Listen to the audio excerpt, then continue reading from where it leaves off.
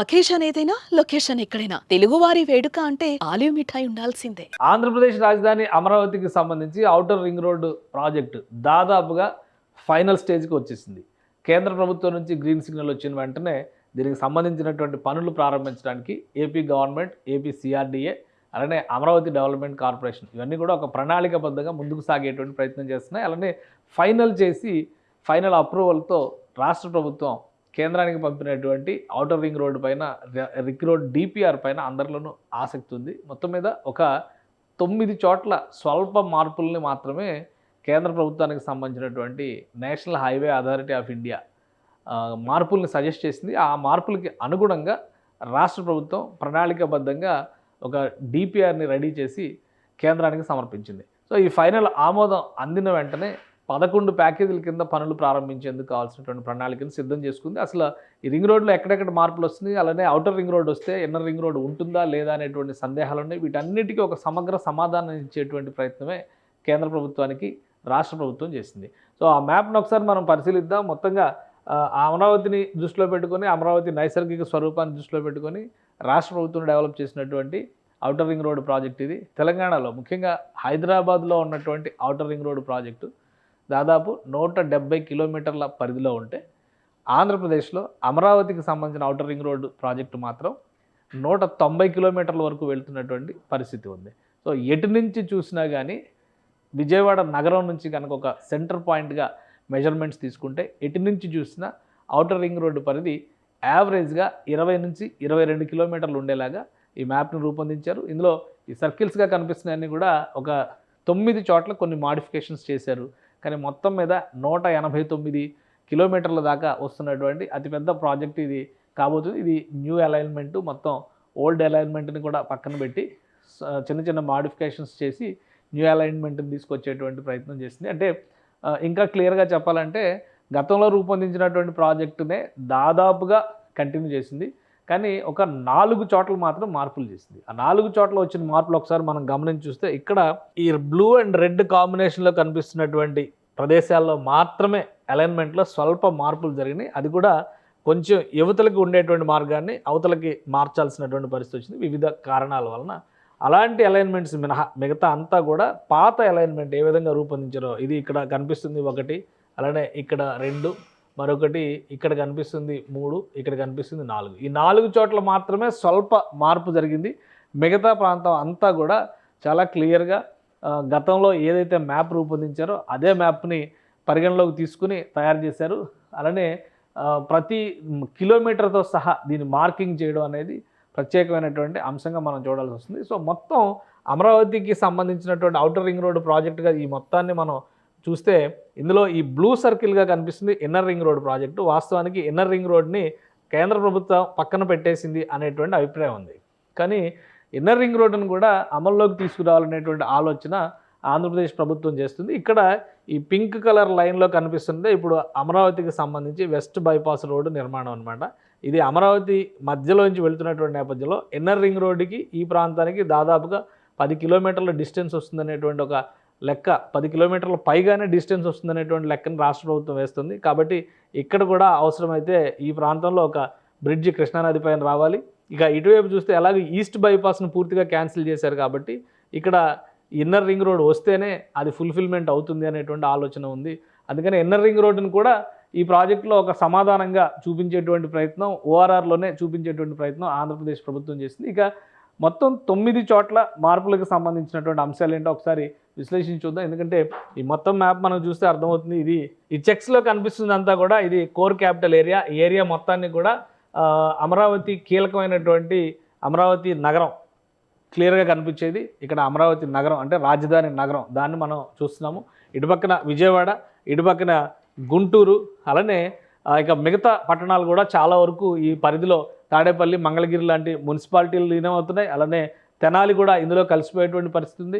So ఈ మొత్తం చూస్తే కనుక ఒక సమగ్ర స్వరూపం వచ్చేస్తుంది ఈ ఔటర్ రింగ్ రోడ్ని అమల్లోకి తీసుకొస్తే అనేటువంటి ఆలోచన రాష్ట్ర ప్రభుత్వం చేస్తుంది. ఇక్కడ మార్పులకి సంబంధించినటువంటి ప్రాంతాలను ఒకసారి మనం పరిశీలించేటువంటి ప్రయత్నం చేద్దాం. కృష్ణానదికి ఎగువగా కనిపిస్తున్నటువంటి ప్రాంతం నుంచి మనం ఒకసారి ఇక్కడ మొదలు పెడితే NH65కి అవతల వైపు నుంచి ఒక ప్రాజెక్ట్, అంటే NH65 అంటే హైదరాబాద్ విజయవాడ హైవే. ఇక్కడ నుంచి పాయింట్ నెంబర్ 1 స్టార్ట్ చేస్తే కనుక ఇక్కడ మొదటి మార్పు ఇక్కడ జరగబోతుంది. అలైన్మెంట్ విషయంలో స్వల్ప మార్పులు అక్కడ చేయబోతున్నారు. సో ఇక్కడ చిక్కచెర్ల దగ్గర జరిగేటువంటి మార్పుగా మనం చూడాలంటే, సో ఇక్కడ జుజ్జూరు దగ్గర ఒక 2 మార్పుల్ని సజెస్ట్ చేశారు. జుజ్జూరు మీదుగానే ఇప్పుడు అమరావతి రైల్వే లైన్ ఏదైతే ప్రపోజ్ చేశారో అమరావతి రైల్వే లైన్ కూడా ఇక్కడి నుంచే వస్తుంది. సో అందుకనే ఈ మ్యాప్లో సమగ్రమైనటువంటి ప్రతిపాదనలు అన్నిటినీ చూపించేటువంటి ప్రయత్నం చేశారు ఆంధ్రప్రదేశ్కి సంబంధించి, ముఖ్యంగా సిఆర్డీఏ అధికారులు.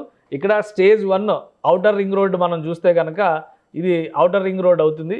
అలానే నెంబర్ 2 ఇది రైల్వే లైన్ అవుతుంది. రైల్వే లైన్కి సంబంధించినటువంటి క్లారిటీ కూడా, అంటే ఇక్కడ వంతెన ఎక్కడ వస్తుంది, కృష్ణానది పైన వచ్చేటువంటి వంతెనలు కూడా ఇందులో ఒక లెక్క అవుతాయి. కాబట్టి ఈ రైల్వే బ్రిడ్జ్ ఇక్కడ వస్తుంది, ఇన్నర్ రింగ్ రోడ్డు ప్రతిపాదన చేసినటువంటి బ్రిడ్జ్ ఇటువైపు వస్తుంది. కాబట్టి ఈ 2 కూడా క్లారిటీ ఇచ్చేటువంటి ప్రయత్నం చేశారు.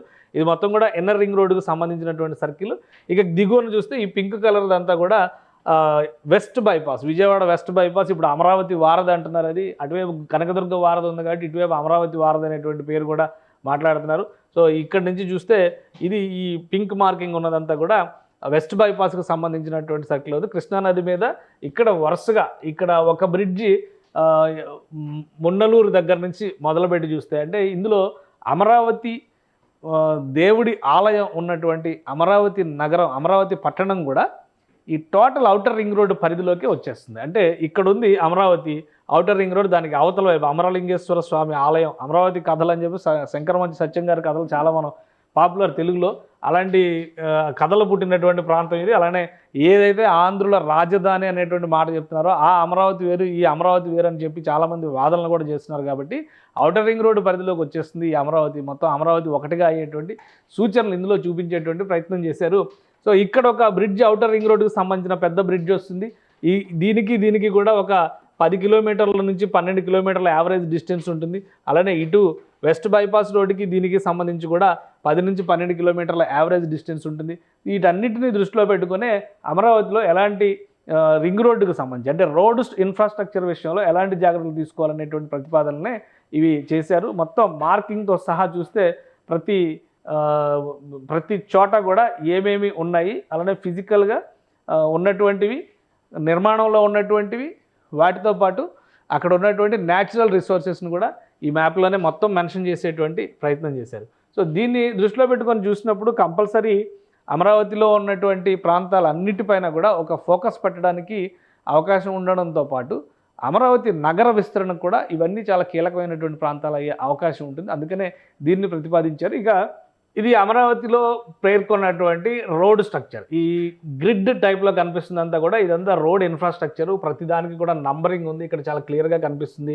E12, E13, E14, E15 ఇవన్నీ కూడా అమరావతికి సంబంధించినటువంటి రహదారులకు సంబంధించిన ఈ గ్రిడ్ స్ట్రక్చర్ను కూడా ఇందులో మెన్షన్ చేస్తూ వెళ్ళారు. అటు చూస్తే కనుక N అనేటువంటి నంబరింగ్తో ఉన్నవి, N10, N9, N6 ఇక్కడ హైవే కనెక్ట్ అవుతుంది. అలానే సీడ్ యాక్సిస్ రోడ్డుకు సంబంధించినటువంటి నంబర్స్ ఇవన్నీ ఉన్నాయి. సో మొత్తంగా ఓవరాల్గా ఈ ఔటర్ రింగ్ రోడ్డు పరిధిని చూస్తే కనుక ఇది ఒక విశాలమైనటువంటి ఇదిలా కనిపించవచ్చు. కానీ గతంలో హైదరాబాద్లో నిర్మాణంలో జరిగేటప్పుడు కూడా ఇటువంటి చర్చలు జరిగినాయి. అయితే భవిష్యత్ అవసరాలను దృష్టిలో పెట్టుకునే ఇప్పటి వరకు విజయవాడ అంటే ముఖ్యంగా కృష్ణా, గుంటూరు జిల్లాలను విడదీస్తుంది కృష్ణానది మీదుగా ఉన్నటువంటి ఒకే ఒక్క రవాణా మార్గం విజయవాడ దగ్గర ఉన్నటువంటి ప్రకాశం బ్యారేజ్, ఆ తర్వాత అక్కడే ఉన్నటువంటి కనకదుర్గ వారధి. కానీ ఈ రోడ్ స్ట్రక్చర్స్ వచ్చిన తర్వాత దాదాపు ప్రతి 10 నుంచి 15 కిలోమీటర్లకి కృష్ణానదిని దాటేందుకు ఒక వంతెన ఉండొచ్చు, లేదా ఒక రైల్వే ట్రాక్ అయినా కానీ ఉండేటువంటి పరిస్థితి వస్తుంది.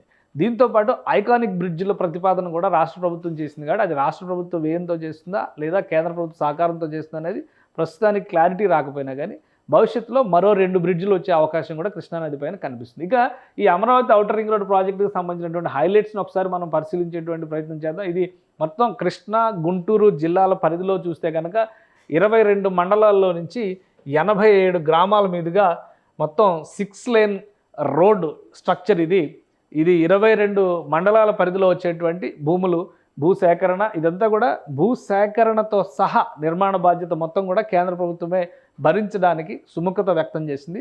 సో ఫైనల్ మ్యాప్ అప్రూవల్ అయిపోతే కనుక అంతా క్లారిటీ వస్తుంది. అలానే ఎన్హెచ్ఏ అధికారులు ఓఆర్ఆర్ అలైన్మెంట్ పైన డ్రోన్ సర్వే చేశారు. 2 చోట్ల చేపల చెరువులు ఉన్నట్టుగా, ఒక చోట గోడౌన్ ఉన్న చోటుగా, మరొక చోట ఏమో ఒక నిర్మాణం జరుగుతున్నట్టుగా కూడా ఇన్ఫర్మేషన్ వచ్చింది. సో వాటినన్నిటికీ క్లారిటీ ఇచ్చేందుకు అవసరమైతే అక్కడ అలైన్మెంట్లో స్వల్ప మార్పులు చేయాలనేటువంటి దాని మీద సూచనలు చేశారు. కృష్ణా జిల్లా జుజ్జూరు, దుగ్గిరాలపాడు మధ్య, అలానే మైలవరం వద్ద, సగ్గురు వద్ద, గుంటూరు జిల్లాలో సెలపాడు, వేజెండ్ల దగ్గర ఈ మార్పుల్ని సూచించారు. వీటిని స్వల్ప మార్పులు, ఆ మార్పులు కూడా చేసేసింది. మనం అందులో చూస్తున్నాం మ్యాప్లో కనుక ఒక్కసారి పరిశీలించి చూస్తే ఇక్కడ లోయర్ లోపలగా ఉన్నటువంటివి, ఉదాహరణకి ఇది కృష్ణా జిల్లాకు సంబంధించినటువంటి జుజ్జూరు ప్రాంతంలో జరిగిన అలైన్మెంట్ మార్పు. సో ఇది లొకేషన్ నెంబర్ 2 కింద వస్తుంది మొత్తం చూపించినటువంటి మార్పులో. ఇక్కడ జస్ట్ ఒక స్వల్పమైనటువంటి మార్పు జరిగింది. ఈ blue colour line old alignment సూచిస్తుంది, ఈ రెడ్ కలర్ లైన్ న్యూ అలైన్మెంట్ని సూచిస్తుంది. సో అక్కడ టెక్నాలజీ పరంగా కూడా రోడ్ అలైన్మెంట్లో ప్రాబ్లమ్స్ రాకుండా ఉండాలంటే ఆ ఈక్వేషన్స్ అన్నీ చూసుకుని పర్ఫెక్ట్గా అలైన్మెంట్ మోడల్ని తయారు చేశారు సిఆర్డిఏ ఇంజనీరింగ్ విభాగానికి చెందినటువంటి అధికారులు. సో ఇదే దాన్ని సూచించారు. ఏవైతే అబ్జెక్షన్స్ రైజ్ అయినాయో నేషనల్ హైవే అథారిటీ నుంచి, ఆ అబ్జెక్షన్స్ని రెక్టిఫై చేసి ఫైనల్ మ్యాప్ ఇచ్చారు. ఇక ఓఆర్ఆర్ తూర్పు భాగంలో చూస్తే కనుక కృష్ణా జిల్లాలో వల్లూరుపాలెం, గుంటూరు జిల్లా మున్నంగి మధ్య 4.8 కిలోమీటర్, ఇది అతిపెద్ద వంతెన అవుతుంది. ఎందుకంటే ఇప్పటివరకు కృష్ణానది మీద ఉన్నటువంటి వంతెనలు ఏవి కూడా 4 కిలోమీటర్ల పైన లేవు. ప్రకాశం బ్యారేజ్ దిగువన ఉన్నటువంటి కనకదుర్గ వారధి కూడా 4 లోపే ఉంది, 4.2 వరకే ఉన్నట్టుగా సమాచారం. అలానే ఇప్పుడు వెస్ట్ బైపాస్లో నిర్మాణం జరిగినటువంటి వంతెన కూడా 3.1 మాత్రమే ఉంది, 3.1 కిలోమీటర్ మాత్రమే ఉన్నటువంటి వంతెన అది. సో ఆ రకంగా చూసినప్పుడు తూర్పు భాగంలో వచ్చేటువంటిది వల్లూరుపాలెం, గుంటూరు జిల్లా మున్నంగి మధ్య వచ్చేటువంటిది 4.8 అంటే దాదాపు 5 కిలోమీటర్ల వంతెనగా మనం చూడాల్సి ఉంటుంది. ఇక పల్నాడు జిల్లా బుల్సుపాడు, కృష్ణా జిల్లా మున్నలూరు దగ్గర వచ్చేది 3.1, అంటే ఇది ఆల్మోస్ట్ వెస్ట్ బైపాస్ వంతెన ఎంత సైజులో ఉందో అదే సైజులో వస్తుంది. ఈ 2 వంతెనలు ఔటర్ రింగ్ రోడ్లో ప్రతిపాదించారు. ఈ ఔటర్ రింగ్ రోడ్డు ప్రతిపాదనలు ఇది చూస్తే కనుక ఇక్కడ మన్నలూరు, బుల్సుపాడు దగ్గర ఉన్నటువంటి మ్యాప్ను ఒకసారి మనం పరిశీలిస్తే ఇది వెస్ట్ అంటే విజయవాడ నుంచి హైదరాబాద్ నుంచి వెళ్ళేటువంటి మార్గంలో చూస్తే కనుక మనం ఇది ప్రకాశం ఇక్కడ పల్నాడు జిల్లా బలుసుపాడు నుంచి మున్నలూరు, కృష్ణా జిల్లా మున్నలూరు, ఈ రెండింటి మధ్య వచ్చేటువంటి 3.1 కిలోమీటర్ల వంతెన ఇది ఔటర్ రింగ్ రోడ్లో భాగంగా రాబోయే రోజుల్లో నిర్మించేటువంటి అవకాశం ఉంటుంది. అలానే రెండవ వంతెన చూస్తే కనుక అటు ఈస్టర్న్ పార్ట్లో అంటే తూర్పు భాగం వైపు చూసేటువంటి వంతెన ఇది ఇటువైపు మున్నంగి దగ్గర వస్తుంది. ఈ వంతెన ఇది కూడా వల్లూరుపాలెం, మున్నంగి మధ్య అంటే గుంటూరు జిల్లా, కృష్ణా జిల్లాకు సంబంధించినటువంటి మార్గం అనమాట. ఈ ప్రాంతంలో ఆల్మోస్ట్ ఇదే 4.8 కిలోమీటర్ల వంతెన, అంటే ఇది చాలా పెద్ద వంతెన అయ్యేటువంటి అవకాశాలు కనిపిస్తున్నాయి. 4.8 కిలోమీటర్ల వంతెన ఇది తూర్పు భాగంలో వచ్చేటువంటి వంతెన అవుతుంది. ఇక్కడ మార్కింగ్ కూడా క్లియర్గా చేశారు. మనం ఇది ఒరిజినల్ మ్యాప్ గవర్నమెంట్ ఆఫ్ ఇండియాకి ఏదైతే సబ్మిట్ చేశారో దాని డేటా, అందుకని ఇది జూమ్ చేసే కొద్ది దాని స్పెసిఫికేషన్స్ అన్నీ కూడా మరింత క్లియర్గా కనిపిస్తున్నాయి.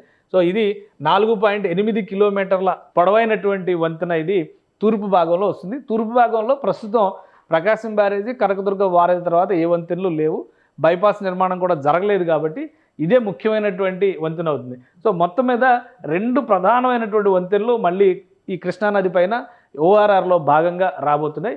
ఇంకా ఇతర అంశాలను ఒకసారి మనం పరిశీలించి చూస్తే ఇది మొత్తం నిర్మాణానికి సంబంధించినటువంటి స్పెసిఫికేషన్స్ 16,310 కోట్లు అవుతుందని చెప్పని అంచనా వేశారు.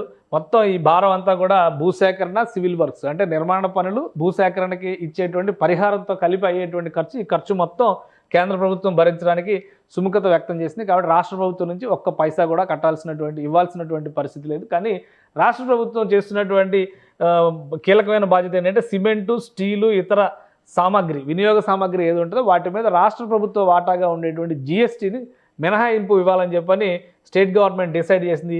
ఈ జీఎస్టీ తీసేస్తేనే, రాష్ట్ర ప్రభుత్వం జీఎస్టీ తీసేస్తేనే 1,156 కోట్ల రూపాయల మేరకు ఖర్చు తగ్గబోతుంది. సో ఆ మేరకు ప్రాజెక్టు మీద భారం తగ్గినట్టుగానే మనం చూడాలంటే దాదాపుగా 1,100 కోట్లు పైగా అమౌంట్ ఇక్కడ కనిపిస్తుంది. మొత్తం 11 విభాగాలుగా విభజించారు. టోటల్ రింగ్ రోడ్డు చూస్తే కనుక 189 కిలోమీటర్లు, ఇది వాస్తవానికి దాదాపు 190 కిలోమీటర్లు అవుతుంది.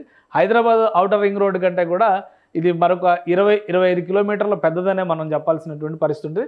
11 విభాగాలుగా విభజించి 3 దశల్లో నిర్మాణ ప్రక్రియ, అంటే ఎక్కడికక్కడ ప్యాకేజీల రూపంలో నిర్మాణ ప్రక్రియను ముందుకు తీసుకెళ్తారు.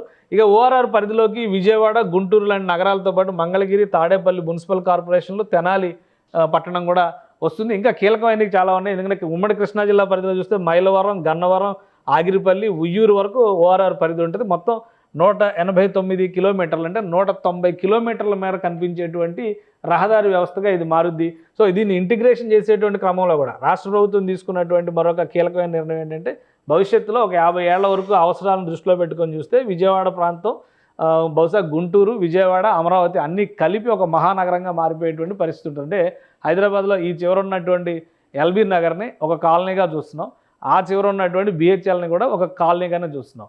అంటే రాబోయే రోజుల్లో అమరావతి నగరంలో ఓ పక్కన విజయవాడ అనేటువంటి కాలనీ, మరో పక్కన గుంటూరు అనేటువంటి కాలనీ, ఇంకో పక్కన మైలవరం, గన్నవరం లాంటి కాలనీలు కూడా ఉన్నాయని చెప్పుకునేటువంటి పరిస్థితి వస్తుంది. అంత సమగ్రమైనటువంటి స్వరూపాన్ని ఇందులో పొందుపరిచారు. ప్రధానంగా ఇది రహదారి వ్యవస్థని సూచించే విధంగా తయారు చేశారు కాబట్టి రోడ్డు, రైలు మార్గాలన్నిటినీ కూడా ఇంటిగ్రేట్ చేస్తూ చేసినటువంటి ఒక బృహత్తర ప్రణాళిక ఇది. ఫైనల్ కన్సెంట్, ఎందుకంటే చంద్రబాబు నాయుడు గారు ఢిల్లీ టూర్లో ఉన్నారు. ఆ టూర్ కంప్లీట్ అయిన వెంటనే దీనికి సంబంధించినటువంటి ఆదేశాలు వస్తాయి అనేటువంటి సంకేతాలు కనిపిస్తున్నాయి. కేంద్ర ప్రభుత్వం దాదాపుగా ప్రొసీజరల్ యాక్టివిటీ మొత్తం కంప్లీట్ చేసింది. ఆర్డర్స్ పాస్ చేయడం మాత్రమే పెండింగ్లో ఉంది. సో ఆర్డర్స్ పాస్ చేసిన వెంటనే ప్యాకేజీల రూపంలో నిర్మాణ ప్రక్రియను ముందుకు తీసుకెళ్లేటువంటి ప్రయత్నం చేస్తారు. ఆల్రెడీ 11 విభాగాలుగా దీన్ని రూపొందించారు. దీనికి కావాల్సినటువంటి గ్రౌండ్ వర్క్ అంతా కూడా రెడీ చేసుకుని రాష్ట్ర ప్రభుత్వ అధికారులు కూడా సిద్ధంగా ఉన్నారు. కాబట్టి అతి త్వరలో, బహుశా ఈ నెలాఖరులోపే ఔటర్ రింగ్ రోడ్డుకు సంబంధించినటువంటి ఒక అధికారిక ప్రకటన వెలువడేటువంటి అవకాశాలు స్పష్టంగా కనిపిస్తున్నాయి. సుమన్ టీవీలో మీ పర్సనల్ అండ్ బిజినెస్ ప్రమోషన్స్ కోసం కింది నెంబర్కి కాంటాక్ట్ చేయండి.